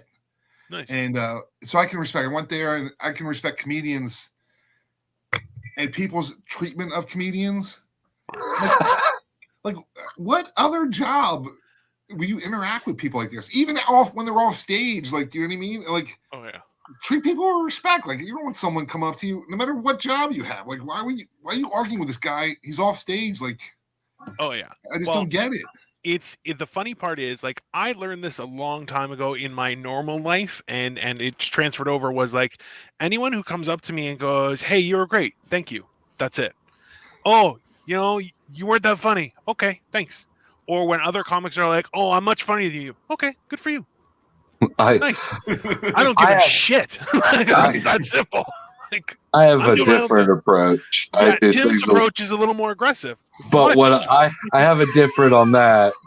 It's been documented. But I have a new technique where if I feel like I get bombed or didn't connect with the audience, they don't know my name anyways most of the time. They see the flyer, they don't know who I am, so I just go, and everyone, my name was Tom Ross. That was Tom Ross. Thanks everyone. So Tim Loss looks good. Tom Ross is the one eating D out there, not doing well anymore. Like, he's getting the bag of red. It sucks for that guy. Yeah. Tim Loss is doing good. But and then I already got a backup story. We're half inbred cousins. We tour, so we have the same parents and cousins, so it works. It just buys into my gimmick. It all works out. How do we get to here? Dino, this is why you're a better host than me. I'm sorry. I'll go back into the show. That's fantastic. Well, without further ado, Bob, is it okay if you judge this contest, which apparently now we're doing only 15 nuggets? 15? Okay. Right, well, do you have dogs? You can throw 5 to the dogs, 5 dog nuggets. They're nuggets. I will eat those 5 at the end of the 15, sir. That's just going to happen. That's why Dino wins. I have to ask, are you going sauceless? No. What am I, an animal? What sauce do you got going on? I got sweet. It's sour. a contest. Hot water. Sweet sour. To the man? Yeah, I hope you have hot water on the side. Well, it's lukewarm. That's good enough for me. I'm new, so I got flavored warm water. Oh, I don't know. Is that against the rules or is that legal? You know what? I'm going to give him the advantage because he's small and he looks pretty in a dress, so that's fine. I was just going to allow it. I wasn't going to throw insults too. But did Tim, when he was gone, was smoking? There's a very good chance. That's actually, you know what? I wanted to ask you that. I wanted to ask Brandon that too. Was like realistically, like there have been times where I'm like, listen, I'm high as hell, and I'm like, I will plow through 2 plates of food, and I'm just like, I'm still hungry. Which I'm like, I'm a glutton, but you don't have the stomach though, so it might help you eat like those first bites, but if you don't have the capacity, it does nothing for you. So there is no pro that for an advantage. I'm not saying they don't smoke pot, but not for an advantage. No pro gets high with at least marijuana for a contest. They might use something else. Yeah, but not. They would never. It doesn't do anything to you. It loses your clarity. Like you need to be focused on working. Would you be open to a challenge on eating marijuana edibles? I would have to have a hospital near me. I've never had one, but I heard they don't kick in right away. So I would just be like, I would be inhaling them. Then you could easily eat way more than a person who knows not to eat 30 of them. Can you imagine? He eats like 11 pounds of brownies that are heavily laced. All I think it was that cop that called 911 when him and his wife ate too much. I'm dying. I'm dead. I'll be calling. I'll be like,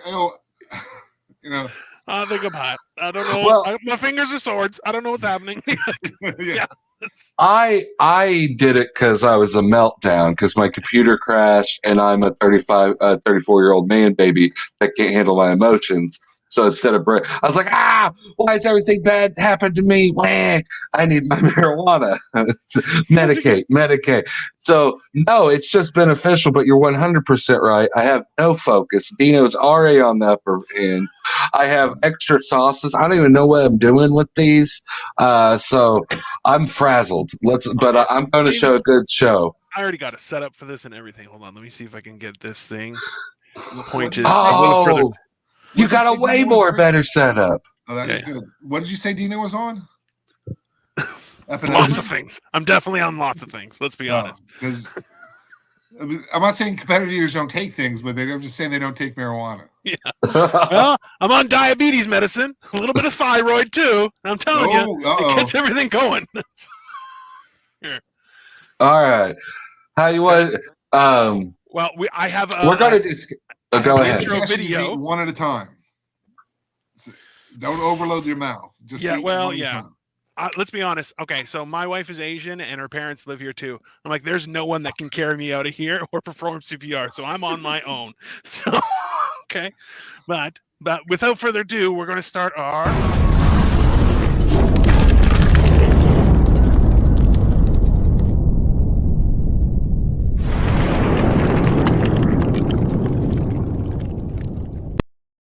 Speed test. Very nice. I need you guys editing my videos. We can definitely do that. Tell you. That was pretty cool. It was pretty cool. No, I'm so proud of it because it's really hard. Download that and use it. I will send you that and I will edit it as any way you please, sir. No problem, because it is a cool video and I'm like, this is neat. Yeah. All right. Tim, I'll tell you right now, I think my dog could beat us both. I think but that's like, have you seen there was who was the Asian guy who did the hot dogs? You said his name? Yeah. He went up against a bear on Fox, and the bear, like, there was no chance. You're like, you can't compete with that level. It's impossible. Yeah. Fox sounds like a good network. That sounds like idiot. That sounds like Sportz Ballz type network right there. Like they do anything. That's great. They had the Glutton Bowl too. I have 2 friends who are watching who have just texted me on WhatsApp through my computer, and they're like, "Yo, I got 9-1 prepared in case you die. I'm already calling. I'm ready to go." So, oh my God, they're saying it is no speeding is no joke. I know you guys are having fun with this, but yeah, like I've been there. I've caught myself. We know the signs. Yeah, I mean, doing it for all these years, but I'm sure you guys are gonna be fine. But it's just like kids when they. Like they'll just I'm put 7 in my mouth at once, and then we're already at death's door. That's fine. I guess that we shouldn't even say speedy. We're going to casually eat these and see who, with our near speed of normal. I'm not going to go excessive. Like that might be. I'm already giving you my game plan. See, Notorious, what happened when I was gone? This is what your plan was. You and Dino got together to just get my game plan out. I'm done already. What we lack in speed, we make up for in enthusiasm. Let's say that. Okay. You guys want me to get my calendar out so I can time you? That's appropriate. Roasted by the eater. Damn. I love it. I am pre-dunking my nuggets already. All right. Bob, you want to count us down? Okay. There's going to be a count with this? Well, no, not a timer, but he's going to count us down to start. I was like, we should. All right, yeah, let's do this. All right, in 3, 2, 1, eat. Boy, Tim was first to draw the first bite there. Oh, ooh, 2. Dino's on 2 already. Oh, Dino's taking a clear lead. Yeah, Dino's that's 4. Ooh. Why is he doing that? Slow down.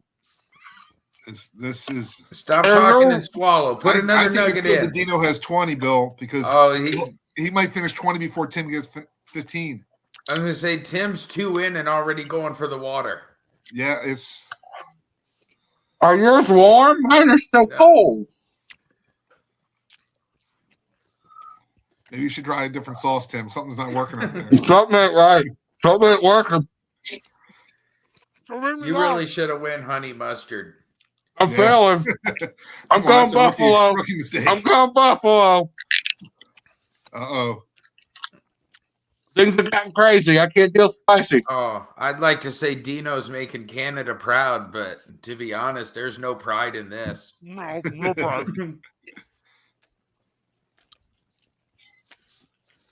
I've seen that move a lot, Tim. Be flashy and make a joke out of it, brother, because you're losing. Yeah. Spend this time to think of something funny. Like my thing is, motherfucker, what you think about that? You better hurry up and eat those, little dog. Isn't it official what you have to swallow, though, right? You can't just have it in your mouth. I still think Tim's going to lose. You can't just chipmunk those fuckers, pal. You gotta swallow those nuggets. Hey, so Bob, earlier in the show, we were talking about marathon runners and how they shit while they run. Is shitting frowned upon or against the rules in competitive eating? We usually don't have time for that. 15 done. Like 10 minutes, but are there 15? Dino eats 20 before Tim ate like 5. That I think every top pro that's been around for a while does have a story that they tell their buddies, but generally we don't say on podcasts. But accidents happen when you're training or Dino ate 15, I ate 5, my dog ate 10. And I'm a failure on my own sports show, I have to say. Like, I am the least athletic one here. I am now down to manager status. But did you get the same nugget? Maybe you had the big nuggets. They were twice the size. I think American nuggets are that way. I think I've done some research. So in all honesty, like Canadian, I ate 5 American nuggets. That's like 50 normal Canadian nuggets right there, right? I'm not good with math. I don't know the metric system, but I think that even Canada. That's an excellent point. I think Dino ate more actual chicken than Tim. Also true. And all done, 20. Whoa. I will concede I lost handily. Chug the sauce. I am not here for your entertainment, sir. I'm here for my personal gratification. So absolutely not, because I will not have another nugget for a while. That was rough. Bob, my respect to you, sir, because I'm already sweating. That's the normal reaction, which you should have in life. But for me, I'm thinking, okay, I got to pay the electric bill. I got to, everything. When I was in a contest, my kids were still pre-college. Oh, so all I could think of was, okay, I got to save for college. I got to save for this is like, I need more money. I need more money. So it would just help anything to keep you going. Woo! Good job, guys. I think my dog outperformed me, but that's normal. That's normal in this house. But no, that was a good competition. I wanted to see throw it out there, and I shouldn't have bought these nuggets 8 hours ago and let them sit outside, just not in the fridge. They couldn't, like a congealed mess. But that's like another question. Does the food you normally eat fresh, or does it have to sit there before? Like, as you said on the glutton bowl, it seemed like they had to sit there. But with your things, is it usually fresh to you? So for me, I learned I'm better with filming myself. So I set the cameras up beforehand. I try to do as much beforehand. But for YouTube, you need a good thumbnail. So you have to put all the food out, arrange it, and then the stuff ends up getting cold. So I almost never eat hot food at home. And at a buffet, I don't want to get up all the time. So I generally put out like 5-7 plates of food. Right. So whatever I eat last is definitely stone cold, by the time I get to that. So I'll make sure I eat like something that's much better hot, like a French fry or fried food. That's another reason I eat that first, because it's, at least warmer. I'm sorry. I have to go You inspired me. I got to have dessert now. So. Yeah, he has to have a victory pie, and I'm pissed because he's just rubbing it in. And that was apple. That's the best of all pie. Glenn brought up a good point. I have the least amount of teeth, and I should have done way better than what I did for that reason. He lost his money this evening.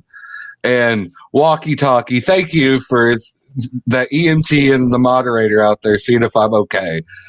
Bill was just insulted me, telling me I was nothing like my dad. He was like, but and don't be accurate. Afraid of a little realism. Walkie-talkie, he's definitely not okay.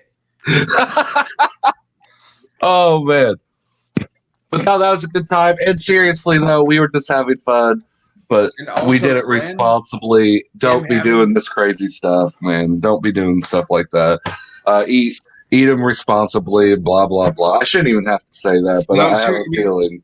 Honestly, it's something that even I get caught up a couple of times. I do a lot of one bite videos. My definition of one bite is put the food all the way in my mouth before any chewing. So a lot of people will just chew to get it in. So I go in the store and I set up a promotion. I'm like, okay, we're gonna come back. We're gonna have a contest. We're gonna do this, that, and the other thing. They're gonna buy the whole package from me. Mm-hmm. And then I'm like, okay, let me just film a quick video. I'm here, and it was what's called a pretzel dog. It's a hot dog wrapped around a soft pretzel around it. Delicious. So I do a one bite, and my wife's next to me, and I'm looking at this lady who works there, and I realize I am choking like this is not good. And I'm like, I'm going to die in front of this lady who is going to now a past sponsor because she had nothing to do with me. And my wife's like, "Oh, are you okay?" I'm like, "No, I pretty much almost died just then." But I mean, it's good. But it was weird because I walk in, they recognize, like, "Oh my gosh, B.O.B." And I'm like, "How do you know me?" Like, it's like, I saw your Shady Maple a smorgasbord buffet. You ate 16 pounds.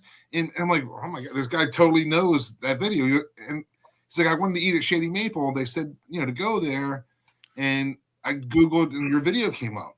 So I'm like, oh, this is going to be an easy sale now. I'm like, oh, you really need to have a contest. You need blah, blah, blah, blah. And they won't return anything. Like, they want nothing to do with me. But it's all good. So I actually, that hits me close to home. One of my main shows that I started doing here in town, I stopped doing, and I tried to get like, hey, we should do a reunion show. And I'm dead serious. He gave me a reply back going, well, we got a claw machine over there now. It's doing pretty good. And I was like, God damn. Technology takes out the working man once again. I was like, I've never been so jealous over a 50-cent operated machine in my life. I was like, the animal claw machine? Yeah, it was a literal claw. I'm not kidding. I'll give you a picture. It's a claw. He's like a lobster claw machine or something. No.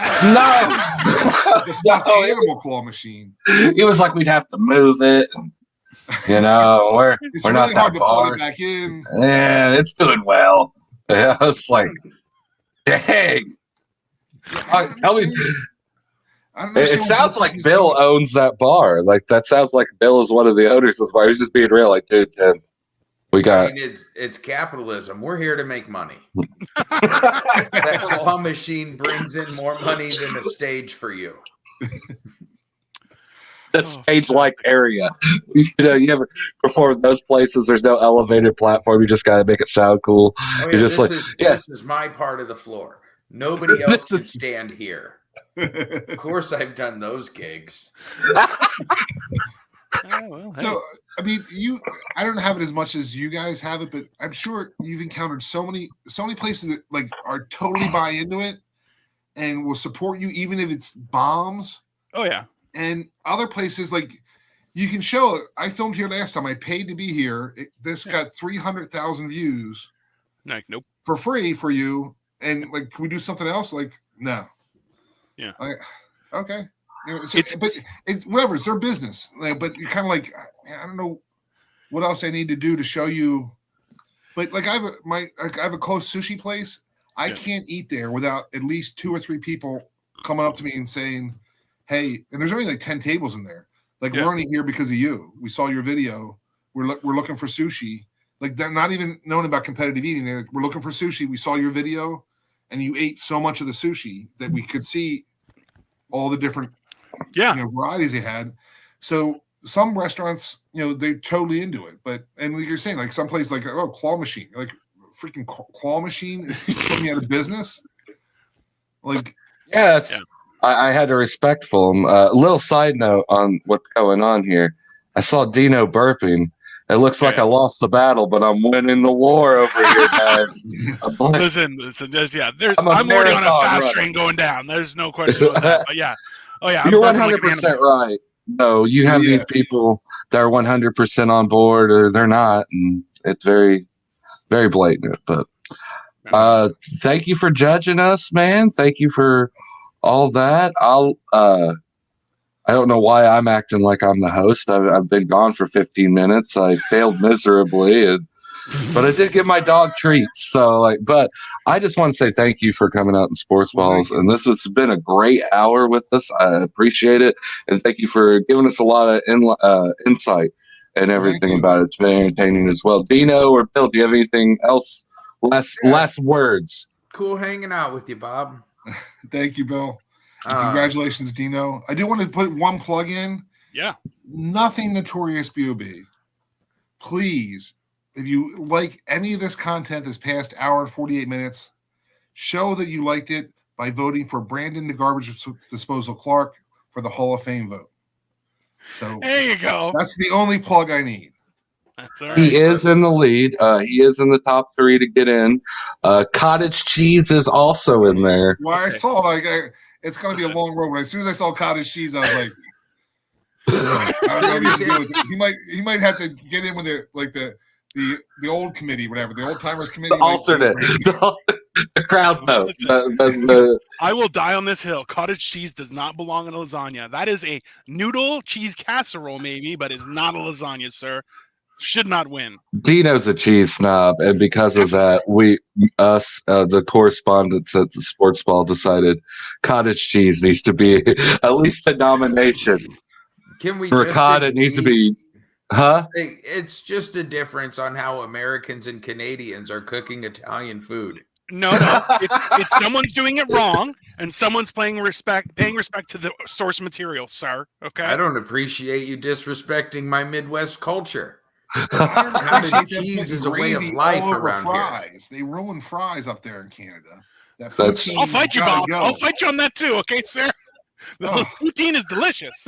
I love how heated we get about food on Sportz Ballz.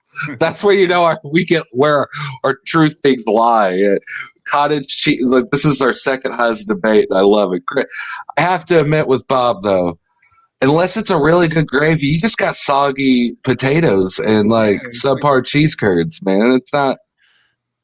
It's a little overrated. Is all I'm saying. Just like ricotta cheese. But as an American, I want to say we released oil from our strategic reserves, and you guys released maple syrup from your strategic reserves. Thank you. The world thanks you.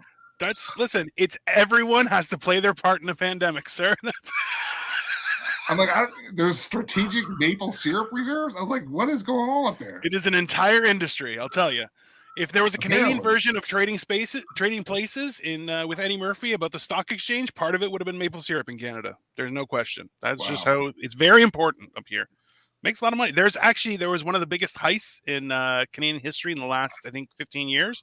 Was they stole a tanker full of refined maple syrup, and it was like $500,000. It was insane, but yeah. You had to get him on syrup, Bob. We aren't here for another hour. Tell us what's the difference between Vermont and your territories. Oh, look, it's a nuttiness. Let me tell you, and it's true. But we've had this discussion. Syrup is very important up there, and good too. Though I think I haven't had any real syrup ever in my life. I got it one time. I was like, "What is this junk?" I need my Mrs. Buttersworth. Yeah, that's where it's at. How dare you, sir? Well, thank you for having me, guys. Thank you. Thank you, Bob. You've been a great guest, and thank you so much. I'll be in touch with you. I'll let you know when all the clips are airing and everything. And but thank you so much for being a guest here. You've been fantastic, and thank you for awarding me the win of Sportz Ballz for eating chicken nuggets. I feel so accomplished. That was pretty clear. I think that was pretty clear. Bill can back me up on that. I think that was pretty clear. I think you get the second nugget to go. That's it. He's on a roll. He's got the technique down, the rhythm. Yeah. You think this is beard? It's just marker on fat. It's actually just a lot of space. People on Anchor knew I was losing after the second nugget. They didn't even see what was going on. Like, I think Tim's gone. I could just hear the mention going on. He's gone. It's not happening. You've been great, man. Thank you so much. Thank you. You guys have a good night. Yeah, you too. See you later, Bob. Merry Christmas, everybody. You can see by my background.